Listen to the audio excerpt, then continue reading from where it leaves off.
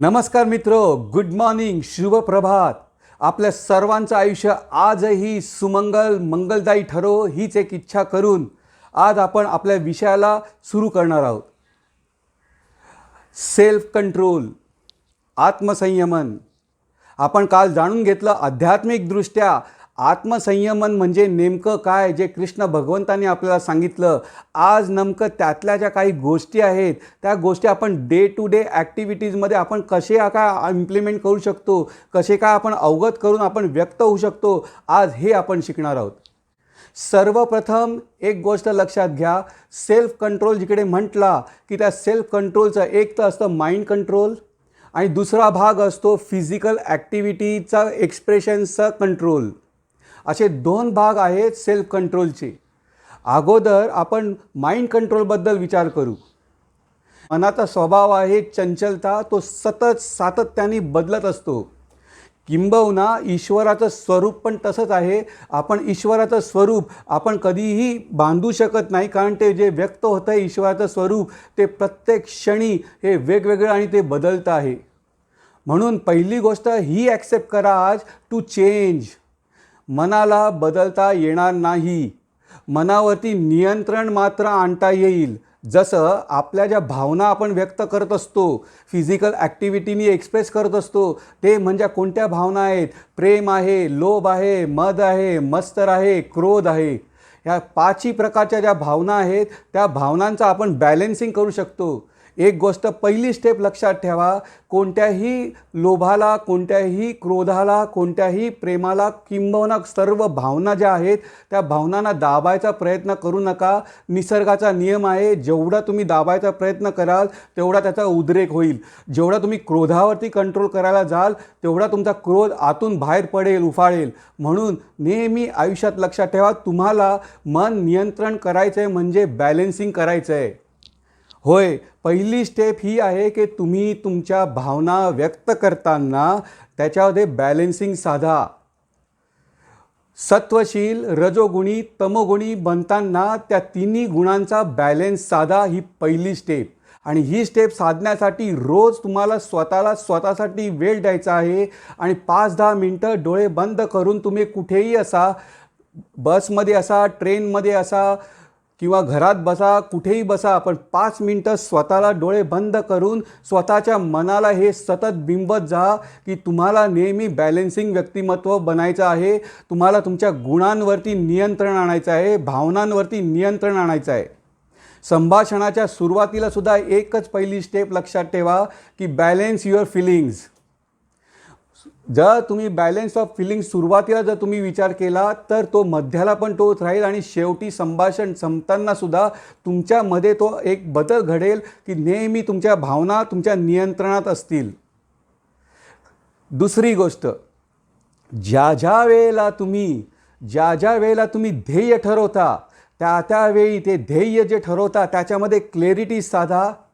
आणि ते ध्येय क्लॅरिटी साधून मोठ्या ध्येयाला एकदा पाहिल्यानंतर नेहमी छोटे छोटे जे ध्येय आहेत जे मोठ्या ध्येयाकडे घेऊन जातील त्याच्याकडे लक्ष केंद्रित करा. आणि ज्या वेळेला तुम्ही ते लक्ष केंद्रित करता, ज्या वेळेला तुम्ही ते एक्सप्रेस करता, त्या एक्सप्रेस करताना, ते कर्म पूर्ण करताना, ध्येयाला साधणाऱ्या ज्या गोष्टी करताना तुम्ही प्रत्येक गोष्ट आहे ती त्याच्यावरती नियंत्रण आणा. कधीही मोठं ध्येय ठेवल्यानंतर नेहमी लाँग टर्मचा जो गोल आहे त्याचा कुठे ना कुठे बॅक ऑफ द माइंड हा विचार असलाच पाहिजे. छोट्या छोट्या गोल्समध्ये स्वतःला उलझून घेऊ नका, परंतु नीट ऐका, कॉन्सन्ट्रेट आणि फोकस ते छोट्या गोलवरती तितकंच असलं पाहिजे. परंतु तुम्हाला मोठं ध्येय जे साधायचं असेल ते साधण्यासाठी छोट्या छोट्या गोल्सवरती जास्त तुम्ही उलझू नका त्याच्यामध्ये. कारण जर तुम्ही छोट्या छोट्या गोष्टींमध्ये उलझलात तर तुम्ही मोठ्या ध्येयापर्यंत कधी पोचूच शकत नाही. जर एक्झाम्पल देतो, जर एखादं मंदिर बांधताना आपण नुसतं पायाकडेच जर लक्ष ठेवत गेलो आणि पाया बांधताना मध्यावर्तीपर्यंत पोचलो पण शिखराचा विचार जो आहे, शिखर बांधण्याचा जो विचार आहे त्याच्याविषयी जर आपण विसरलो तर आपलं देऊळ कधी पूर्ण बनणारच नाही. आणि जर देऊळ पूर्ण झालं नाही तर ईश्वर कसा प्रकट होईल? तेव्हा दुसऱ्या गोष्ट स्टेप जी आहे ती कायम लक्षात ठेवा. मोठे मोठे ध्येय साधताना छोट्या छोट्या ध्येयांवरती जास्त विचार करत बसू नका. पण त्या छोटे छोटे गोल साधताना मात्र तुमचा फोकस, तुमचं कॉन्सन्ट्रेशन हे छोट्या गोलवरती कायम असलं पाहिजे. परंतु एक नजर मोठ्या ध्येयावरती पण कायम असली पाहिजे. छोट्या छोट्या गोष्टींकडे लक्ष देऊ नका. लेट गो करायला शिका. माणसाच्या आयुष्यामध्ये डेली आपण जे रोज daily day to day activity करतो, ज्याच्यातून आपल्याला मान मिळतो, अपमान मिळतो, प्रेम मिळतं, क्रोध मिळतो, रागावतो, सन्मान मिळतो, या सगळ्या गोष्टी व्यक्त होताना एक गोष्ट लक्षात ठेवा. काही ज्या छोट्या छोट्या गोष्टी आहे त्या गोष्टींकडे लेट गो करा, जाऊ द्या, विसरून जा. छोट्या गोष्टींकडे लक्ष देऊ नका. कारण जर छोट्या छोट्या गोष्टी जर तुम्ही इतरांसारख्या जर लक्ष द्यायला लागलात तर ध्येय तुम्ही कधी बनू शकत नाही, यशापर्यंत कधी पोचणार नाही. तिसरा गुणधर्म महत्त्वाचा अतिशय सांगतोय तुम्हाला, की नेहमी जसं कृष्ण भगवंतांनी सांगितलं आहे की तुम्ही संन्यस्त राहा. ही तिसरा महत्त्वाचा गुणधर्म सांगतोय मी तुम्हाला. जो योगी पुरुष असतो ते योगी बना. कारण संन्यस्त म्हणजे तुम्ही आजपासून या क्षणापासून कोणाच्याही आयुष्यात अननेसेसरी कधी इन्व्हॉल्व होऊ नका आणि दुसऱ्यांना आपल्या आयुष्यामध्ये इन्व्हॉल्वमेंट करायला देऊ नका. असे संन्यस्त राहा. संन्यस्त योगी हे करतो. यशस्वी माणसं हे करतात. त्यांचं जे आयुष्य असतं ते आयुष्य फक्त ते स्वतःच्या टर्म्स कंडिशन्सवरती जगतात. तुम्ही जरा विचार करा, आपण आपलं आयुष्य जे जगतो ते आपलं आयुष्य इतर लोक चालवत आहेत का आपण आपलं आयुष्य चालवतोय? 99% आपलं आयुष्य जे चालवतात ना ते आपल्या अवतीभोवतीचे जे माणसं असतात, समाज असतो, ते आपल्याला चालवत असतं.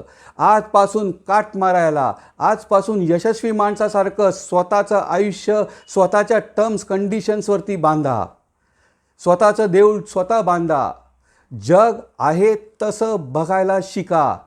जग जसं आहे तसं बघायला शिका. त्यातूनच तुम्हाला यश मिळेल आणि मग तुम्ही संन्यस्त योगीप्रमाणे कराल. एक महत्त्वाची गोष्ट आयुष्यातला सार सांगतो तुम्हाला. एक गोष्ट अख्खं आयुष्यात लक्षात ठेवा. तुम्ही असल्याने ह्या जगामध्ये काहीही फरक पडणार नाही, काहीही बदल घडणार नाही. जोपर्यंत तुम्ही आहात तरी ते जग तसंच चाललं आहे. ज्या वेळेला आपण जगात नव्हतो त्यावेळेलासुद्धा हे असंच चाललं होतं आणि ज्यावेळेला तुम्ही जगात नसाल त्यावेळेला हे जग असंच असेल.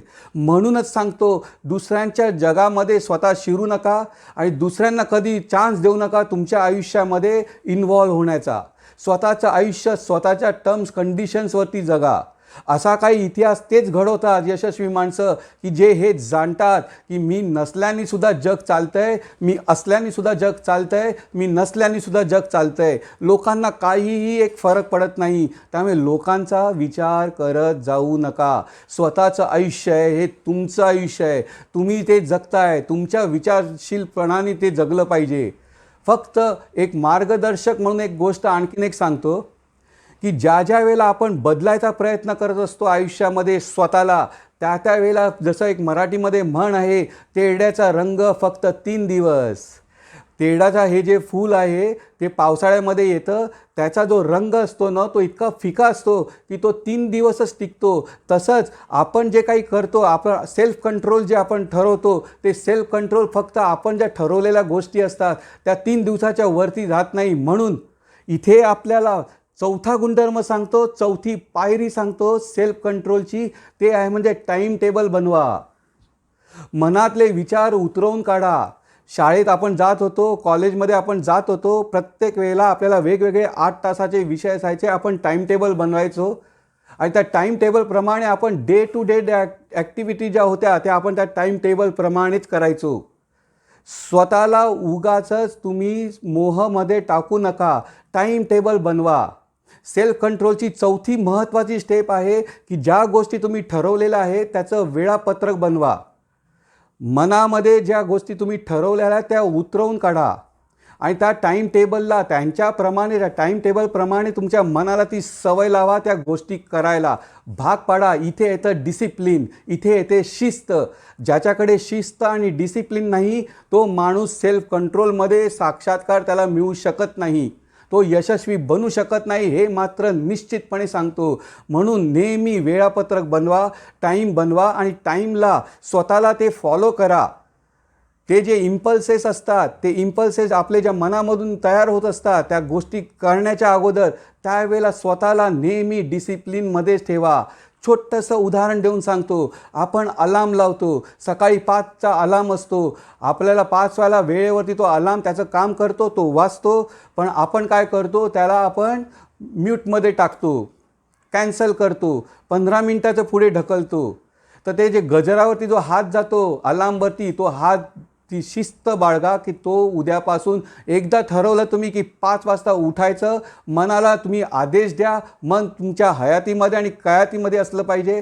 आणि मग बघा, तुम्ही 5 वाजता एकदा का तुम्हाला सवय लागली टाईम टेबल लिहिल्याप्रमाणे, तर 5-6 दिवसानंतर तुम्ही अलार्म नाही लावलात तरी तुम्हाला जाग येईल.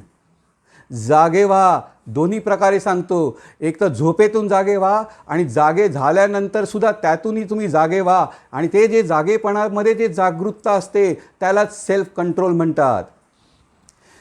दुसरी गोष्ट, सहसा काय होतं की ज्या वेळेला आपण दुसऱ्या व्यक्तिमत्वाशी ज्यावेळेला आपण संवाद साधतो, त्या संवाद साधण्यामध्ये काय होतं की आपण जगाचा विचार करतो आणि जगाच्या त्या टर्म्स असतो त्या आपण ॲक्सेप्ट करतो. आणि आपण त्याला ते ॲक्सेप्ट केल्यानंतर काही काळ गेल्यानंतर असं आपल्याला वाटतं की अरे हे मला जमत नाही आहे.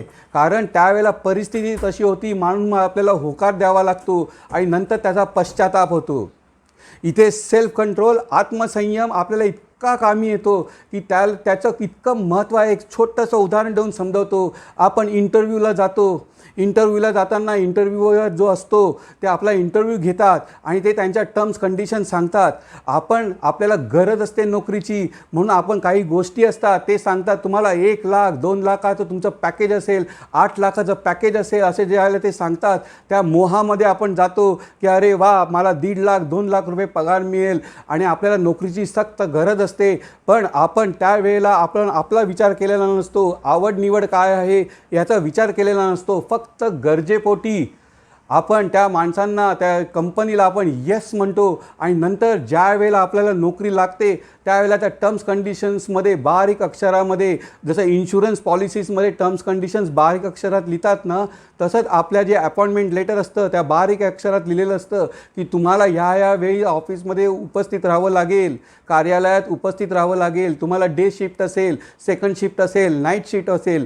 कदाचित जे IT मध्ये जे कामं करतात त्यांना मात्र हा अनुभव माझा लक्षात येईल पटकन. ज्या वेळेला नाईट शिफ्ट होते, संपूर्ण आपलं जे वेळापत्रक असतं ते कोलमडतं आणि नंतर आपण विचार करत बसतो की अरे हे मी कुठे फसलो. तर आयुष्यात 5वी स्टेप सांगतोय तुम्हाला, ज्या वेळेला क्षण येतील ना आयुष्यामध्ये असे, त्या वेळेला नाही म्हणायला शिका जगाला. सरळ नो बोला. कारण नंतर पश्चाताप करण्याच्या अगोदर आपल्या ज्या गोष्टी आहेत आपल्याला समजून उमजून त्यांना नाही म्हणायला शिका. कोणतंही काम असो, तुमच्याकडून जर ते होणार असेल तरच त्याला येस करा, नाही तर नो करा. यशस्वी माणसं हे करतात. ते विचार करताना ते सरळ नाही म्हणतात की हे जमणार नाही. त्यामुळे सेल्फ कंट्रोल आणि आत्मसंयम ह्याचा इतका महत्त्वाचा हा मुद्दा आहे की जगाला नाही म्हणायला शिका. स्वतःचं आयुष्य, स्वतःच्या टर्म्स कंडिशन्स, स्वतःची कॅपॅसिटी, स्वतःची कॅपॅबिलिटी ओळखून जगायला शिका. हे तुम्हाला अतिशय महत्त्वाचं सांगतोय मित्रांनो. पूर्णपणे लक्षात करून ते वागा. आणखीन एक चांगली गोष्ट सांगतो. कधीही कोणतीही गोष्ट ठरवताना आत्मसंयम, सेल्फ कंट्रोल आपल्याला सांगतं की जे आपले विचार आहेत त्या विचारानेच वागा. पण सगळे लोक मला हे सांगतात की विचाराने वाग. पण हे कोणी सांगत नाही मला की अविचाराने वागू नको. ते अविचार कोणते?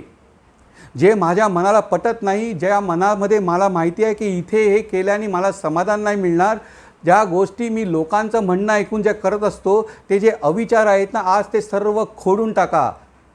त्याच्यावरती कंट्रोल आणा. स्वतःवरती सेल्फ कंट्रोल असला पाहिजे की मी माझ्या मनामध्ये अविचार आणून देणार नाही. आणि अविचार कधीच मनामध्ये येऊ शकत नाही जसं भगवंतांनी सांगितलेलं आहे 6व्या अध्यायामध्ये की तू संपूर्णपणे श्रद्धा ठेव माझ्या चरणांवरती, तू अनन्य भावाने तू मला शरण ये. आणि मग बघा तुमच्या हृदयामध्ये कोणतेच विचार येणार नाहीत, अविचारांना जागा राहणार नाही, नुसते तुम्ही विचारशील बनाल. कारण तुमच्या विचारांच्या मुळाशी जो असेल ना तो साक्षात भगवंत असेल. एवढंच सांगून मी प्रवीण क्षीरसागर आपली रजा घेतो आज. पुन्हा भेटूया उद्या याच वेळेला नवीन विषय घेऊन, नवीन गुणधर्म घेऊन आणि आपलं आयुष्याचं सोनं करून घेऊ. नमस्कार.